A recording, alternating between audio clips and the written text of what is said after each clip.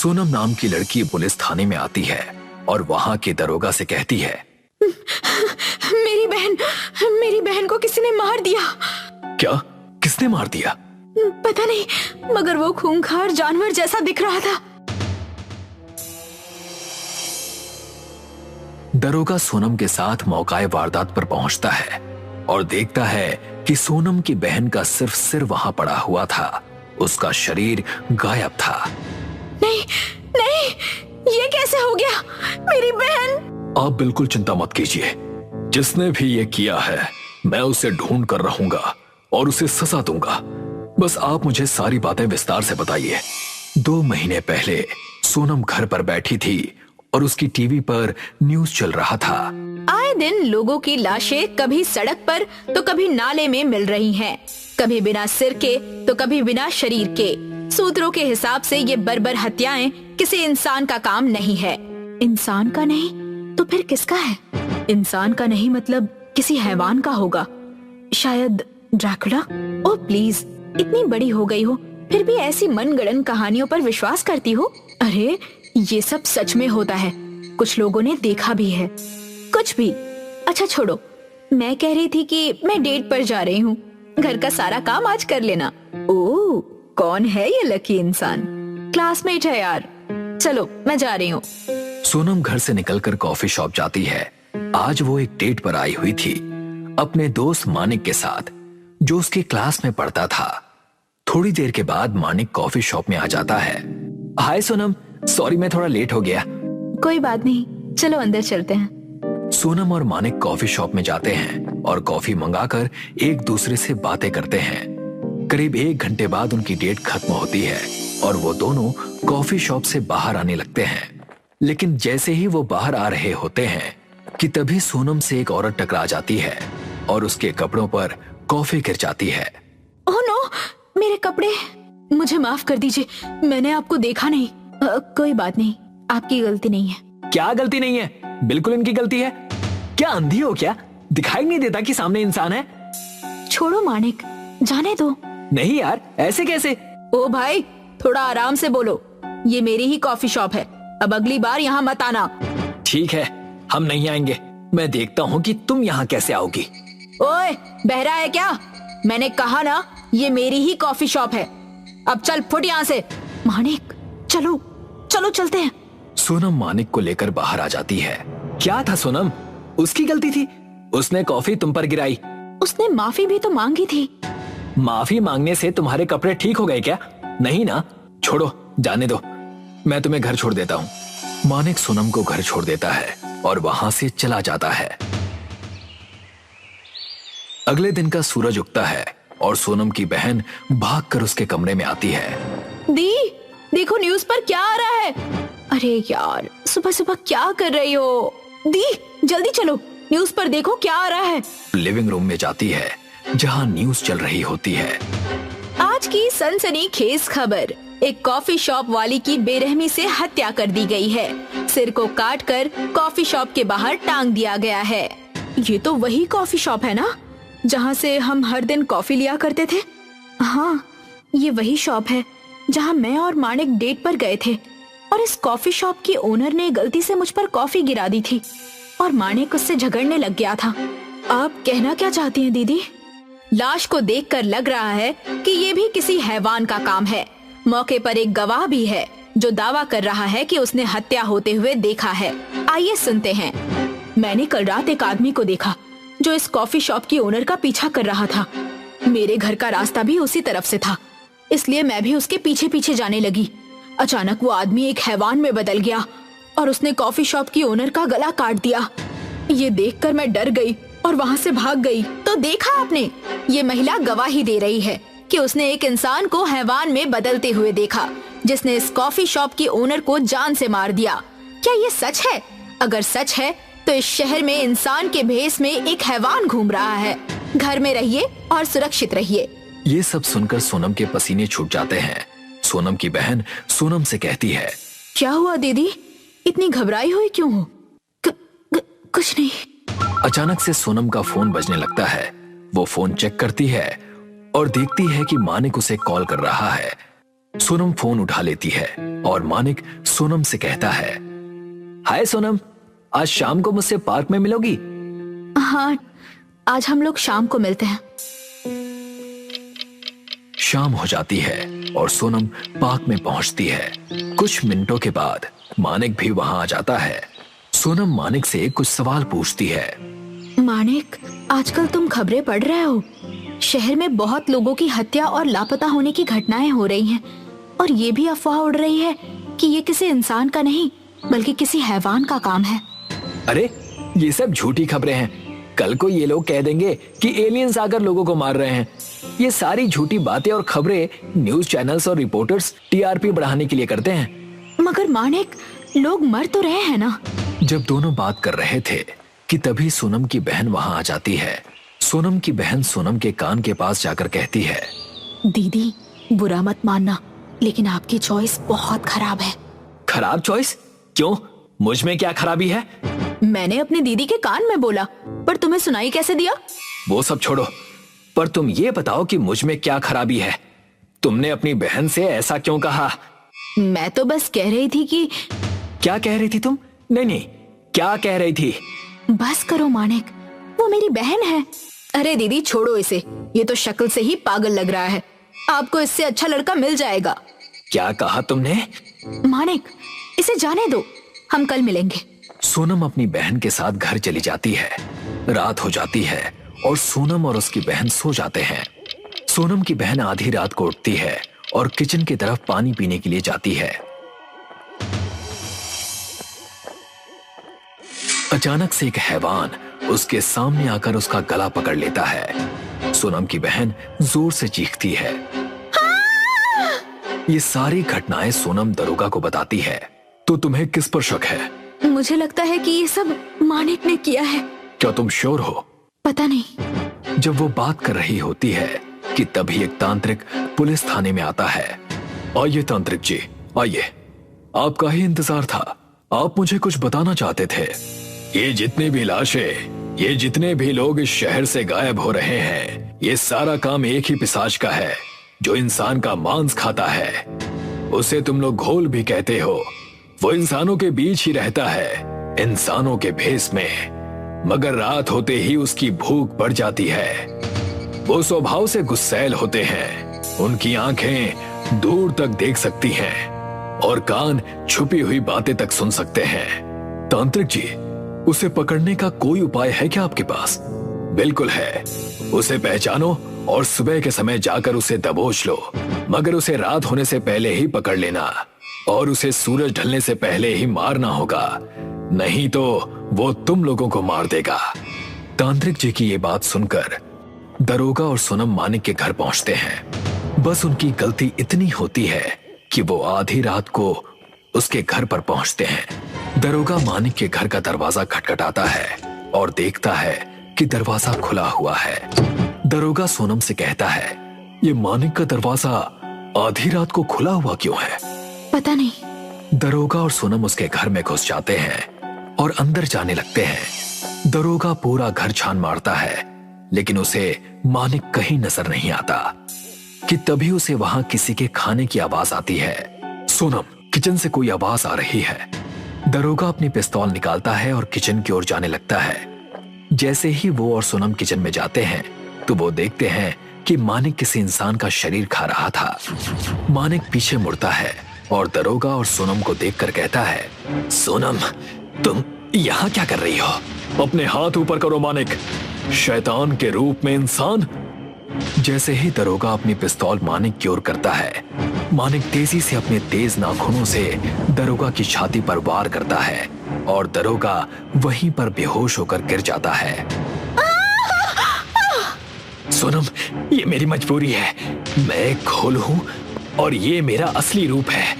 मैं तुम जैसे आम इंसानों की तरह खाना नहीं खा सकता। सिर्फ इंसान का मांस ही मेरी भूख मिटा सकता है। दरोगा चुपके से उठता है और किचन में रखे हुए बड़े से चाकू को उठाकर मानिक का गला काट देता है। उसे मारने का कोई और तरीका नहीं है तांत्रिक जी? है बेटा, पर हम इंसानों के लिए बहुत ही मुश्किल है। उसे मारना है तो उसका सिर उसके धड़ से अलग करना होगा। एक गलती मानिक ने भी की थी। वो दरोगा को जान से मारना भूल गया था। दरोगा को तांत्रिक जी की बात याद आती थी और उसने उस घोल को मार दिया और शहर में हो रही हत्याओं को रोक दिया। शाम के 6 बजे का समय था। अशोक अपनी बाइक को दौड़ाए जा रहा था। अचानक अशोक की नजर हाईवे पर खड़ी हुई एक सुंदर लड़की पर पड़ी जो अशोक की ओर मुस्कुराकर देख रही थी। अशोक ने अपनी बाइक ठीक उसके सामने रोक दी। इस सुनसान हाईवे पर अकेली क्या कर रही हो मैडम? आपको पता नहीं है शाम के 6 बजे के बाद यहाँ से बहुत कम लोग गुजरते हैं। क्यों, इस हाईवे पर कोई चुड़ैल टहलती है क्या? नहीं नहीं, चुड़ैल तो नहीं टहलती, लेकिन यहाँ पर बदमाश गुंडे जरूर घूमते रहते हैं जो आप जैसी सुंदर लड़की को अकेला देखकर फायदा उठाने की कोशिश करते हैं। तो फिर आप कौन हैं? कहीं आप भी बदमाश गुंडों के गिरोह से तो नहीं हैं? अरे नहीं मिस, मैं तो एक शरीफ लड़का हूँ। लेकिन मैं शरीफ लड़की नहीं हूँ। मैं हर शाम के 6 बजे के बाद आप जैसे ही सुंदर लड़कों की तलाश में निकलती हूँ। मुझे रोज रोज बॉयफ्रेंड्स बनाना पसंद है। इतना बोलकर वो लड़की अशोक को अजीब सी नजरों से देखने लगी। अशोक उस लड़की की आंखों में खो गया। अचानक उस लड़की की आंखें गहरी नीली हो गई। अशोक उन गहरी नीली आंखों को देखकर बुरी तरह से घबरा गया। कौन हो तुम? क्या हुआ? क्या तुम्हें मेरी आंखें पसंद नहीं आई? इतना बोलकर उस लड़की का चेहरा एक जले हुए भयानक चेहरे में परिवर्तित हो गया। उसने बड़ी फुर्ती से अशोक का हाथ पकड़ लिया और अगले ही पल अशोक ने अपने आप को एक खंडहर की छत पर पाया। अशोक चीखता हुआ बोला, मुझे जाने दो, मुझे माफ कर दो।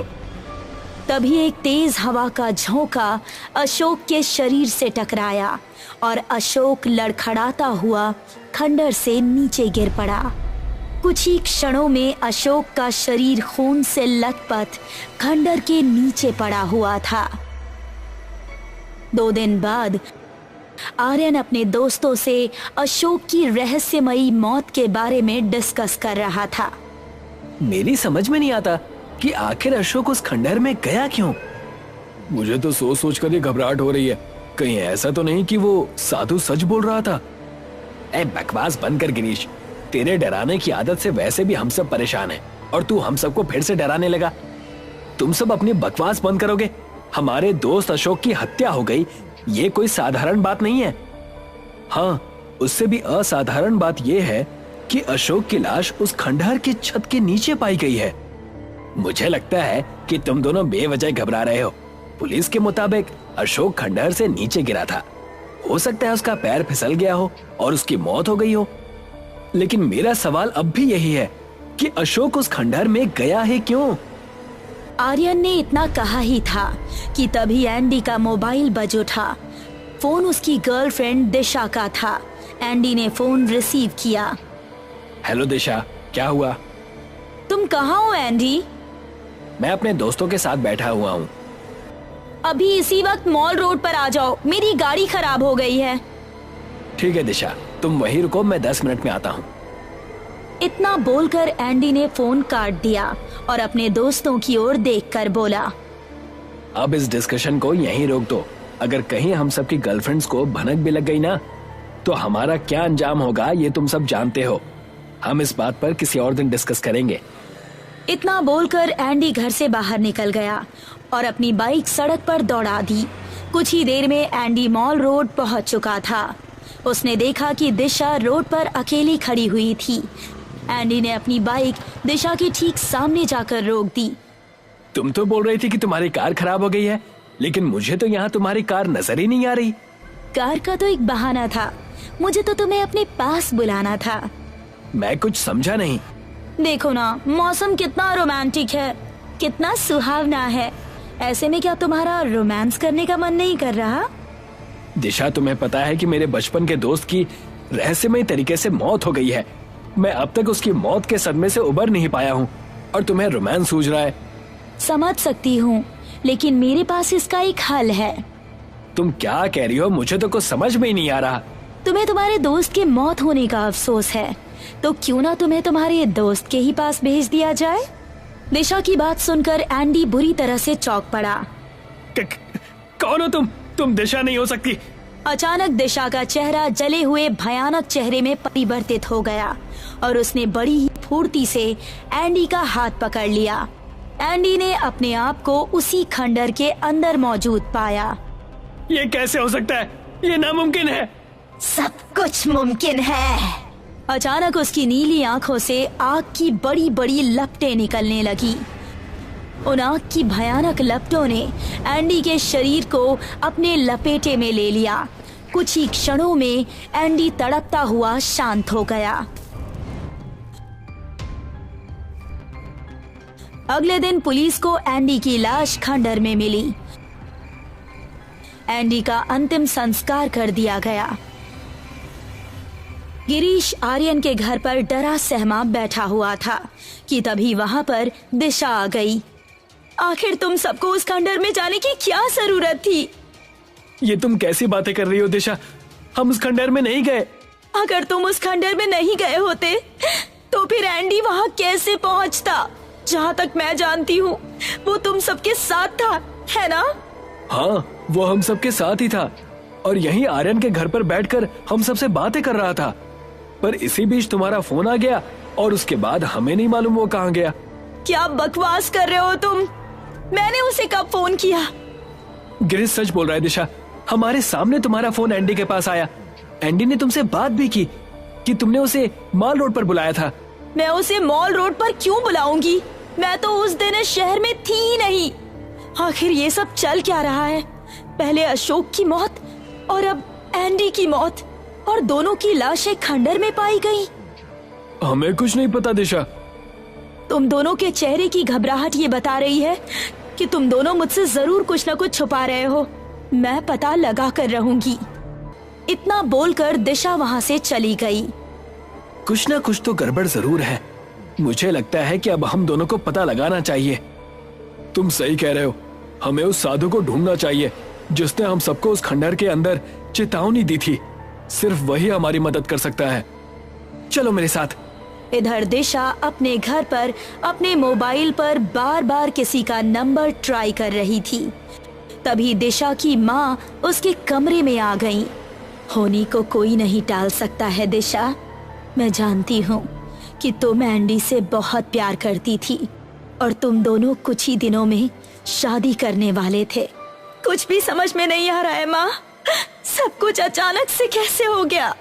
तुम किसे फोन लगा रही थी? अपनी दोस्त ऐना को।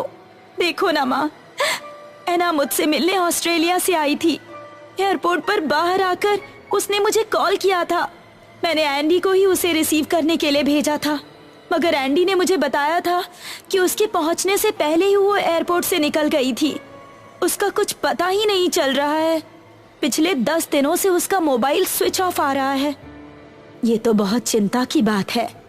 ऐना हमारी जिम्मेदारी है। वो इतने दिन से लापता है और तुमने मुझे बताया तक नहीं। तुमने अभी तक पुलिस को उसके लापता होने की जानकारी दी है या नहीं? तुम्हारे पिता की तो पुलिस में बहुत अच्छी जान पहचान है। माँ, मैंने पुलिस को सब कुछ बता दिया है। पुलिस अपने तरीके से ऐना को ढूंढ रही है। दिशा ने इतना कहा ही था कि तभी दिशा के मोबाइल की घंटी बज उठी। दिशा ने फोन देखा तो फोन पुलिस वाले का था। दिशा ने फोन रिसीव कर लिया। हेलो, इंस्पेक्टर भीष्म बोल रहा हूँ। तुम्हारी दोस्त ऐना की कॉल डिटेल हमने निकलवाई है। हमें ऐना की आखिरी लोकेशन पता चल गई है। ऐना का फोन उस पुराने खंडहर के करीब आकर बंद हो गया था और तब से उसके फोन से कोई भी कॉल नहीं की गई। उसका फोन तब से बंद आ रहा है। मैं पुलिस फोर्स के साथ वहां पहुंच रहा हूं, तुम भी वहां पहुंच जाओ। इतना कहकर वहां से फोन कट गया और दिशा के दिमाग में कई सवाल उठने लगे। क्या हुआ बेटी? सब कुछ ठीक तो है? समझ में नहीं आ रहा है माँ कि आखिर ये सब कुछ हो क्या रहा है। पुलिस बता रही थी कि ऐना का मोबाइल उसी खंडर के आसपास जाकर बंद हो गया था जहाँ पर गिरीश और एंडी की लाश मिली है। मैं जा रही हूँ माँ, संभल कर जाना बेटी और अपना ख्याल रखना। इधर गिरीश और आर्यन उस खंडर के आसपास उसी साधु को तलाश कर रहे थे। तभी उन दोनों के कानों में उसी साधु की आवाज टकराई। मुझे अब तलाशने से कुछ नहीं होगा। तुमने जो पाप किया है तुम्हें उसकी सजा मिलकर रहेगी। हमें बचा लीजिए बाबा, हमें माफ कर दीजिए, हमने आपकी बात नहीं मानी। मुझसे माफी मांगने से अब कुछ नहीं होगा। मैंने तुम्हें चेतावनी दी थी, लेकिन तुम सब दोस्तों ने मेरी चेतावनी को मजाक समझकर एक तरफ फेंक दिया था। आज की रात तुम दोनों की आखिरी रात है। इतना बोलकर साधु क्रोध भरी नजरों से उन दोनों के करीब आ गया। अपनी आंखें बंद करो और अपने गुनाह को देखो और स्वयं फैसला करो कि क्या तुम दोनों माफी के काबिल हो या नहीं। साधु के इतना कहने पर उन दोनों की आंखें अपने आप बंद होने लगी और उन दोनों के साथ आंखों के सामने 10 दिन पुराने उनके ही किए हुए कुकर्म का दृश्य चलने लगा। एना रस्सी से बंधी हुई चीख रही थी, मुझे छोड़ दो, जाने दो मुझे, तुम सब ये अच्छा नहीं कर रहे हो। हाँ, छोड़ देंगे, पहले हमारी बात मान लो। तुम्हें शर्म नहीं आती एंडी? मैं तुम्हारी गर्लफ्रेंड की दोस्त हूँ और उससे ही मिलने यहाँ इंडिया तक आई हूँ, और तुमने चुपके से मेरी ड्रिंक में बेहोशी की दवाई मिला दी और यहाँ ले आए। एयरपोर्ट के बाहर तुम्हें देखकर ही हम सब दोस्तों की नीयत खराब हो गई थी। हाँ है ना, तुम्हारी नीली आंखों पर हम सब मर मिटे थे। अब हम तुम्हें कैसे जाने दे सकते हैं? तुम सब अय्याश हो और अपनी अय्याशी में सब कुछ भूलकर अंधे बन चुके हो। बकवास मत करो है ना, हमारी बात मान लो, इसी में तुम्हारी भलाई है। नामुमकिन, मैं मर जाऊंगी लेकिन अपनी इज्जत का सौदा नहीं करूंगी। तो फिर ठीक है, हमें जबरदस्ती करनी ही पड़ेगी। तभी उन सब के कानों में एक साधु की आवाज टकराई, छोड़ दो उस लड़की को और चले जाओ यहाँ से। आज अमावस की रात है और ये शैतानी खंडहर है। साधु को देखकर वो सब बुरी तरह से डर गए। अरे यार, ये साधु कहाँ से आ गया? इसने हमें देख लिया, चलो भागो यहाँ से। पागल हो गए हो क्या? अगर ऐना को हमने जिंदा छोड़ दिया तो ये सब मेरी गर्लफ्रेंड को बता देगी और हम सब जेल की चक्की पीसेंगे। इतना कहकर एंडी ने जलती हुई मशाल से ऐना के कपड़ों में आग लगा दी। ऐना जलते हुए बुरी तरह से चीखने लगी और फिर शांत हो गई। ये क्या किया तुमने? आज की रात तुमने इस खंडहर में इस लड़की को जिंदा जला दिया। तुम सब मरोगे। अपना मुंह मत खोलना साधु, वरना हम तुम्हें भी जिंदा जला देंगे। तभी आर्यन और गिरीश होश में आ गए, मगर उनके सामने साधु नहीं बल्कि ऐना अपने भयानक रूप में खड़ी हुई थी और दूर से ये सारा दृश्य दिशा और इंस्पेक्टर भीष्म फटी फटी आंखों से देख रहे थे। हमें माफ कर दो ऐना, हमें जाने दो, मुझे छोड़ दो। तभी ऐना के आंखों से आग निकलने लगी और उस आग ने आर्यन और गिरीश को बुरी तरह से अपनी चपेट में ले लिया। उन दोनों के शरीर धू धू करके जलने लगे। ऐना अपने असली रूप में आ गई और धीरे धीरे कदमों से दिशा और इंस्पेक्टर भीष्मा के पास आकर खड़ी हो गई। कुछ भी कहने की जरूरत नहीं है, मैं सब कुछ समझ गई। मेरी ही गलती थी जो मैंने एंडी को तुम्हें लेने के लिए भेजा। ये सब मेरी वजह से हुआ। मेरी आंखें एंडी के गंदे चेहरे को पहचानने में नाकामयाब रही। ऐना मुस्कुराते हुए हवा में विलीन हो गई।